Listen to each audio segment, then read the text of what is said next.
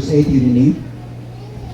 In flaming fire, taking vengeance on them that know not God, and that obey not the gospel of our Lord Jesus Christ, who shall be punished with everlasting destruction from the presence of the Lord and from the glory of His power.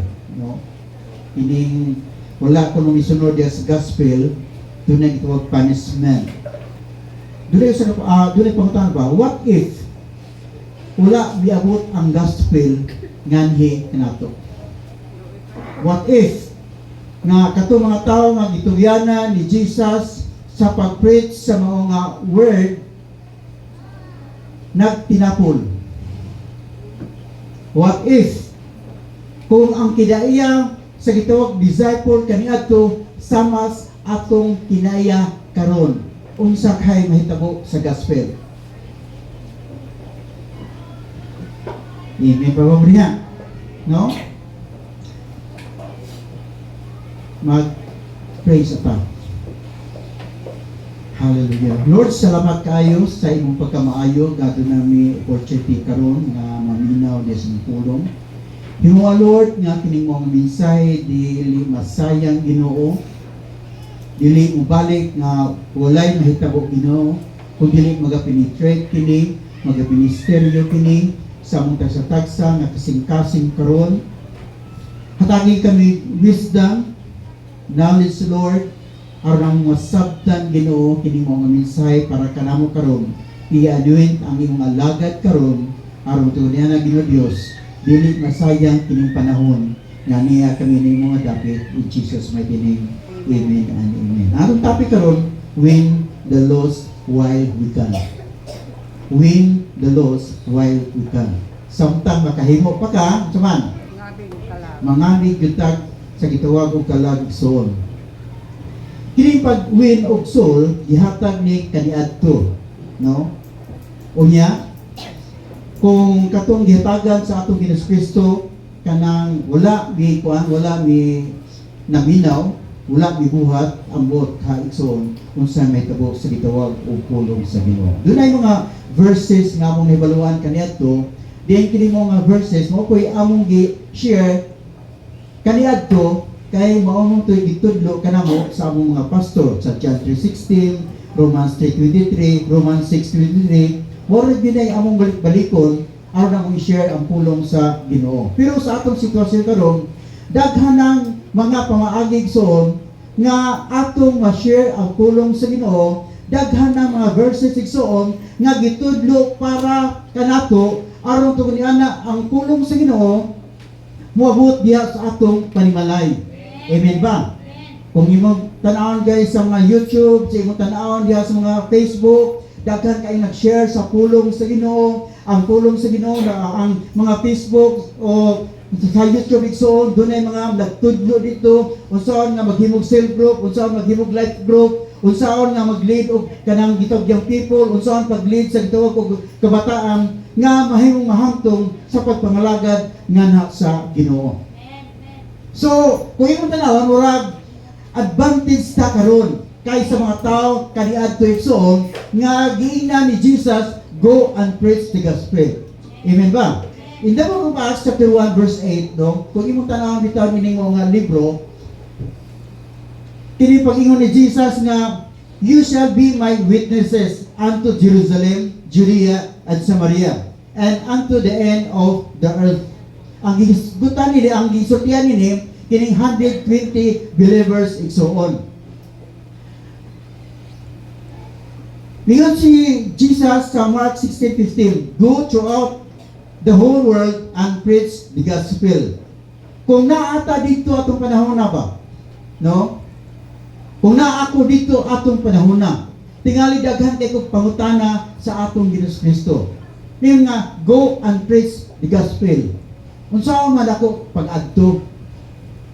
Pila may ihatag nimo Jesus aron to niana kining mo nga gospel, moabot dito sa Jerusalem, moabot dito sa Judea, moabot dito sa Samaria, o sa kinatumihan sa kalibutan.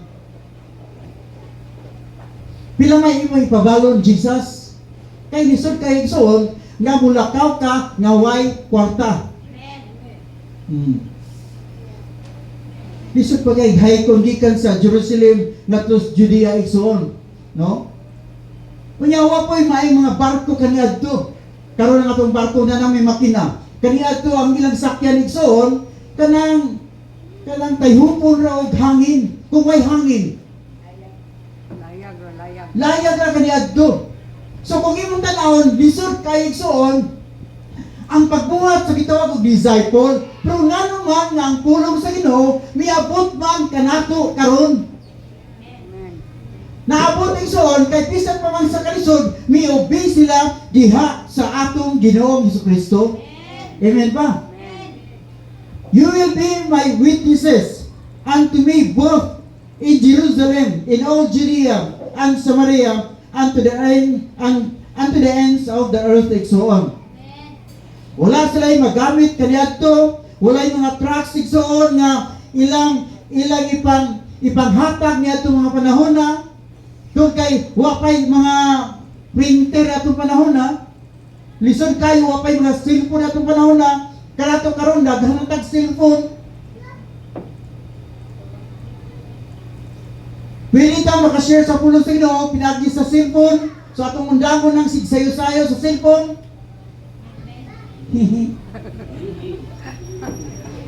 Gamit ang cellphone pag-share sa pulong sa Ginoo. Amen ba? Nagkila po tapos pastor ay. Lagi basta-basta kami lang sakitan ka, it means piang na kapita. Amen pa mo diha. So listen kayo igsoon ang ilang sitwasyon kaniadto. Walay radio ministry, wala sila TV ministry, wala good, wala media kaniadto igsoon. Pero sa gihapon miabot ang pulong sa Ginoo sa atong tagsa ka mga kinabuhi. Sa atong sitwasyon karon, kumpleto na ta igsoon. Nanay church nga mugiya kanato aron sa pagbuhat sa pulong sa Ginoo. Doon ang tayo pastor igsoon nga pwede nga mutudlo mugiya kanato unsaon pagdala og mga kalag igsoon. Na natay mga sakiran nga gipiyar sa Ginoo aron atong gamiton diha sa ministry. Amen? So, inyong ikaw gipiyalan tag sakyanan igsoon pagpahimaya nganhas Ginoo. Kay kung nakay sakyanan niya tikalon kay ka, ana-ana ni kay Yahweh, ay kung hilati kay naapoy sakyanan, no? No, di kita i-bless sa Ginoo na igsoon. Ipiyan tag sa Ginoo sa usa ka butang kay dunay katuyoan ang Dios niya. Amen. So advantage kayo ta nining panahon na igsoon kay naatay kwarta. Oh. Ay kung ina na natay kwarta. Ano kasi ba?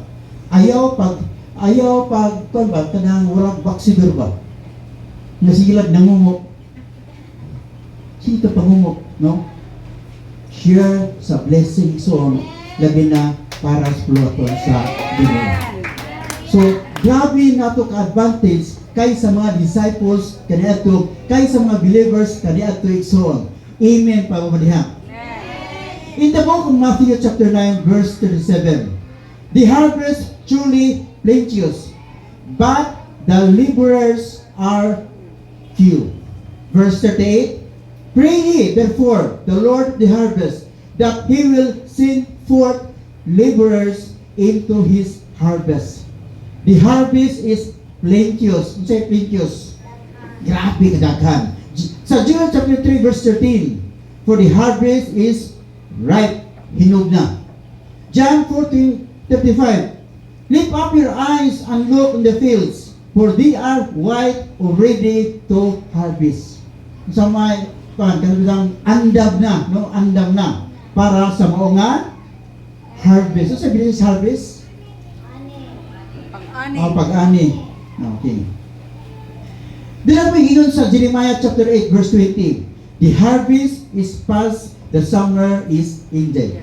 So, nga naman nag-isulti kini sa Bible igsoon nga the harvest is plenteous, the harvest is ripe, the harvest is white already, the harvest will go away, harvest fallen, no? Kay dunay panahon igsoon nga kanang mo nga harbisonon pwede nga masayang kana.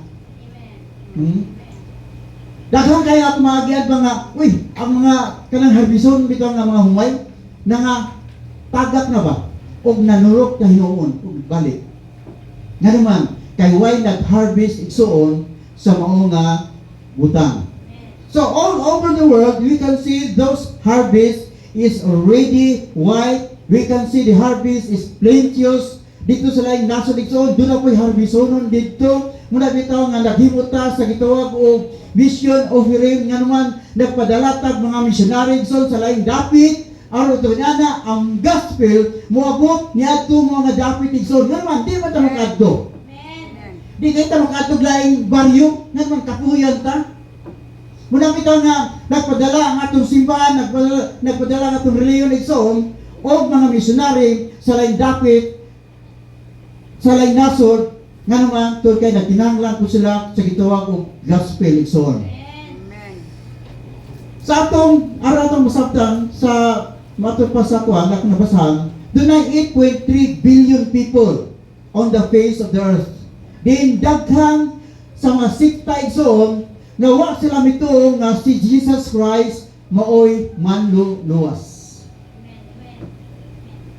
Sa Pilipinas dunay 118 million ka mga tawo igsoon.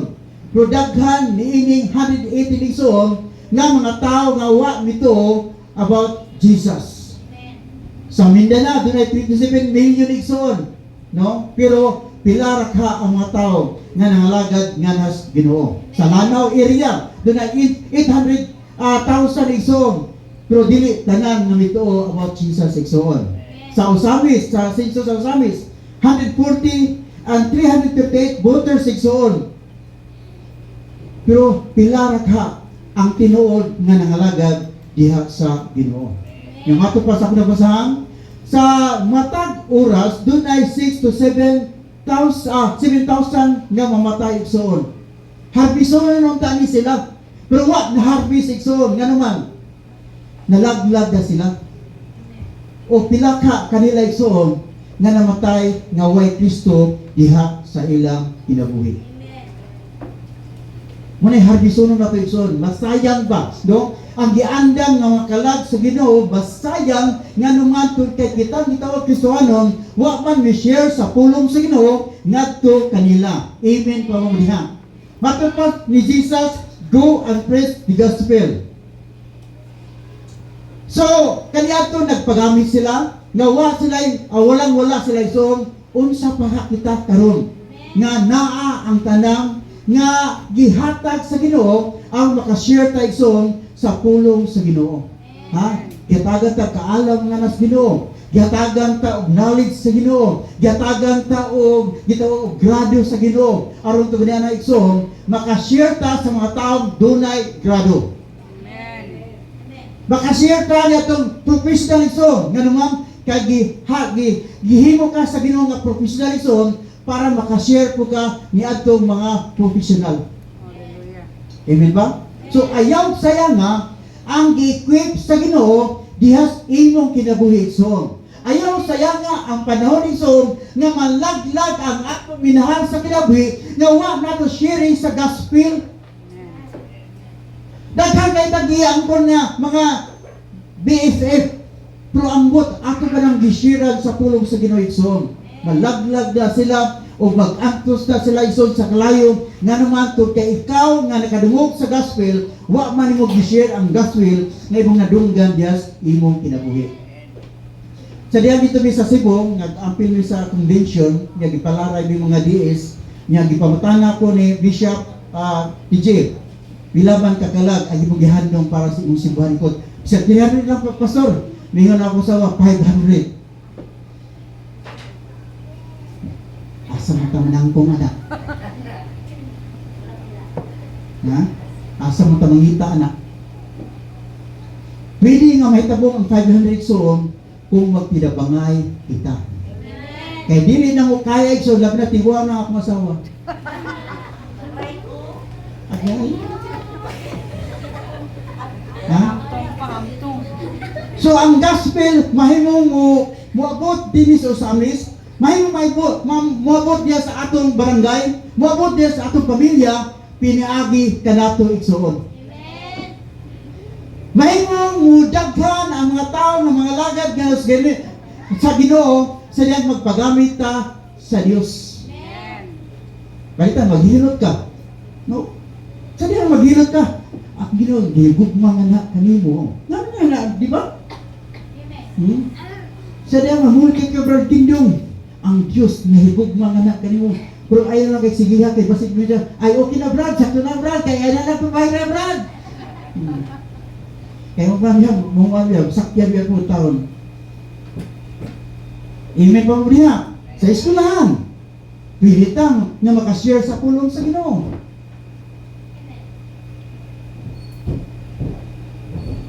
Ayaw saya nga ang panahon igsuon nga gihatag sa Dios nga hikanap. Ngayon nga yan mata nga win of souls.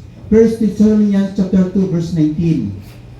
For what is our hope or joy or crown of rejoicing? Are not even ye in the presence of our Lord Jesus Christ at His coming?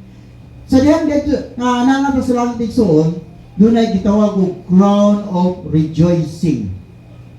Uron na sa gitawag og kalipay igsoon. Nga naman, kay sa diyan nato sa langit, katong mga tao nga atong gishiran sa pulong sa Ginoo, duolon ka dito o pikpikon ka, salamat kaayo sa imong paggahin o panahon nga imong kong gisiran sa pulong sa Ginoo.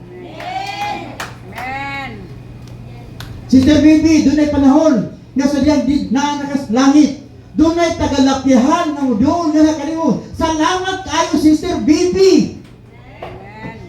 Nga nagahintag panahon pag-atos among balay, pagsumko nga ni kanamo aron makadungog bis pulong sa Ginoo. Doon ay panahon Sister Didya nga doon ay mga young people nga mupikpik sa mga bagal. Salamat kayo ti nga bisag buliyagon kay mi usa ni mi muto pero sa gihapon nag-antos ka namo. Mga ginikanan, doon ay mga panahon nga ang inyong anak budol nga kanimo nung pikpik sa mga bagap. Salamat kayo ma, salamat kayo pa nga nag-antos mo o siya sa pulong sa Ginoo nga bisag doon ay panahon nga nimi mamati na kanimo. Amen. Crown of rejoicing. Malipay kay igsoon. Di ba ka malipay nga sa diyan nagsayo-sayo ang kitawag og mga kinahanglan sa mga bata sa foreigners. Usa ni ana imong anak nga nagsayaw igsoon, ha? Malipay kang ginikanan nga magtanaw sa imong anak nga nagpagamit ganhas Ginoo. Sa diyan doon ako gigasal ito samal. Unya, pagtanaw sa nako sa kanang marriage contract, pura kinamot naman kung nga daw kung kanino nga gikinamot naman niya. Daghan mag-iiris. Primer na gyapon ko. Pag-abot dito sa registrar, wag gidawata. Nagkinahanglan sila og abogado. Nya dayo ang kay ko, tapos na sambal, nya nara ko sa Samis. Kung saan ni pastor, ko nga pangutana daw ko kung sa gibuhat na kay nagkasayo pa yun na. Nya gi-advise sila nga moadto sa usa ka kanang sa munisipyo dito sa Samal. Unya, diato sila sa administrative officer o namutama sila sa buhaton. Pagtanaw nga na, Joy, kailan mo kani nagkasal? Diya, isa na, sana, kawan mo pa dito, your people sa kuan, dito sa Malay-Balay.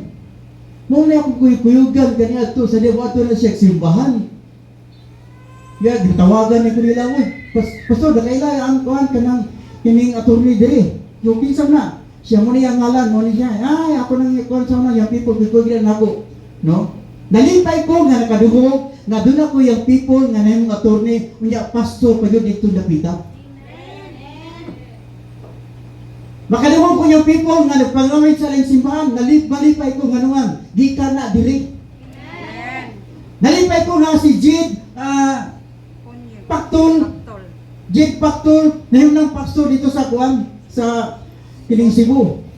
Si Jean Honyo, naglipay ko, nga nakadungog nga, nagpagamit siya nga nas Ginoo. Grabe nga kalipay na kay Zon. Nga naman, tol kay, ako silang gisiran, ako silang gilig, dihas pagpangalagad, nga nas Ginoo. Ganun naman nga Sister Jessica, yung mama, mingon siya itong Merkulis nga, doon ako na panahon nga, oras, ritual niya ang Sunday. Nga, ako nakita ba, nga nang ginana nilang pagbati, tol kay huwag o kanang tuwing soul, winning soul. Di jud ka ma-excited nga mosulod sa simbahan igsoon kung wa kay gi-invite nga kalag nga mosulod diha sa pagpangalagad nga nas Ginoo. Nga nang excited ko matag Sunday, tol kay anang simana do nang isiran sa pulong sa Ginoo, excited ko nga katong mga tawo nga akong gisiran sa pulong sa Ginoo mosulod sa simbahan igsoon o muuban kanamo sa pagdaig nga nas Ginoo. Batag Sunday ako asawa kami excited kami nga naman mulantaw nga na kaninyo nga among gisiran sa gospel igsoon. Muna excited mi kanunay matag Domingo. Muna ko say mag-uol ko mi katong gisiran asa mo to ang gisiran asa mo to ang makaigsuonan nga wala man yan pero sa among kasing-kasing so grabe na mo ka-excited. Nga naman, kay nakadalami kalag para sa Ginoo. Ikaw ikaw, kung gusto ka mag-excited batag Domingo, pang-invite, share sa pulong sa Ginoo. Di ba, mahimong excited na musulod diha sa simbahan. Amen. Bawal gina. Kaya kung di ka ma-involved sa ministry, di ka mo share sa pulong sa Ginoo, inang ikaw, ritual ra gyud nimo ang pagsulod diha sa simbahan. Para nang luspat man mo. Crown of rejoicing. No? Malipay yung kaigsoon. Nga naman, doon ay mga kalag igsoon nga imong makauban sa pagdaig diha sa Dios. Hallelujah. So, ayaw sayanga nga ang harbisonon, mga pukan lamang, mga hulog lamang, nga naman kay ang laborers wala nagabuhat sa ilang mga obligasyon. Matapos pulong sino, look at the harvest, winding at any cost. Unsa may kanyang any cost? Unsa may gipasabot niyo ana? Unsa may gipasabot ana? Sang pamagi. Ha? Sang hayat tabo. Kung nabita kay anak bitaw, ako ibutang iro ba nga pinangga kay nimo, mitabok sa dalan. Unsa kayong buhaton? Ha? Sigit ka. Di na madalang tawag-tawag, imo dilang gukdon. Any cost. Na kayo sa kabong anak, mitabok sa dalan. Any cost. Amen. Wala nga, bahala na, balisan ka, basta kay any cost. Yun na igsoon. Ayaw sayang yung barkada ng mga imperno na sila kung kayo wala mo gisir ang pulong sa Ginoo, any cost. Never ka ba igsoon nga sa demonstrate sa pulong sa Ginoo dagang makadisturbo? Usay ang cellphone, santa na-share ka sa pulong sa Ginoo, at ka na cellphone na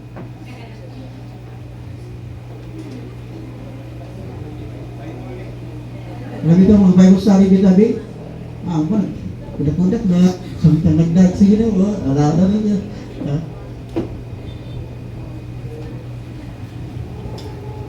Imi pa mo niya. No? Saya atong pagkabisi, atong mga anak, saya makadisturb igsoon. Pero, ini cause. Ha?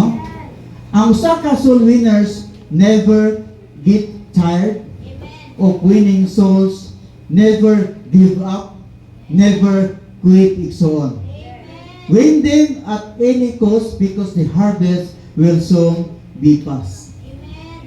Wala ginang igsoon kagayan. Sunod, lift up your eyes and look on the fields because the harvest is plenteous. The harvest is ripe and already. Lift up your eyes so that you can win them at any cost. Ayaw sayanga igsoon. Kedua, win them one soul at a time. 8.3 billion ka mga tao igsoon. Siya ro wa tay makuha nga bisag 500 na lang. 143,000 sa usamis. Siya ro wa gyud tay madala igsoon. Amen pa mo diha. Sa atong balay, dako ming pamilya. Pero pila ka kalag ang atong na-offer diha sa Ginoo. Amen. Oh, amen.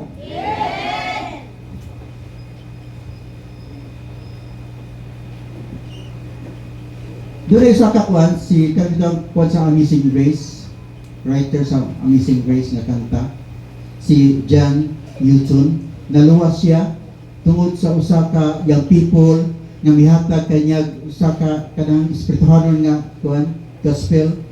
Unya pagamot niya siyang balay, yang gibasa tinig suon, na-touch siya o nangalagad siya sa Ginoo. Yang i-condemn ang Amazing Grace. Nga grabe kay bulungan ang Dios. Nga taliwala sa daghang mga tao, napilian siya ni adtong panahon na. Pero sa kabata igsoon panahon sa kanang nagisnom atong panahon na, mingon siya pa atong sa atong silingan. Mingon kining mga kapwa, ayo kayo kanang nag-ice ang atong kuan palibot siya adto lang ko pa kay akong nabati nga moadto jud ko. Nya matupad istorya, bitok-tok siya sa pupuntahan igsoon o nya usa ka tawo igsoon nga miabli nga kaniya og iyang giingnan ang Dios nahigugma nganha kanimo. Katura ang word igsoon. Yan ulit din siyang balay pagkaugma kini mga tawo igsoon diadto silang balay sa bata o mingon siya salamat kayo sa imong anak nga miadto dito. Kay niadtong gabihan na gusto na ta ko magpakamatay tungod sa akong daghang problema. Gibiyaan ko sa akong mga anak, gibiyaan ko sa akong asawa. Gusto na kong hunusan ang ako kinabuhi. Pero tungod sa pulong nga gihigugma ko sa Ginoo, wa na dayon ang akong pagpakamatay. Sa akong kinabuhi igsoon. Mintras nga duna patay panahon, i-share ang gospel nga imong nadunggan karon. Manindog kinagdanan. Hallelujah. Ato ito lang matinud-an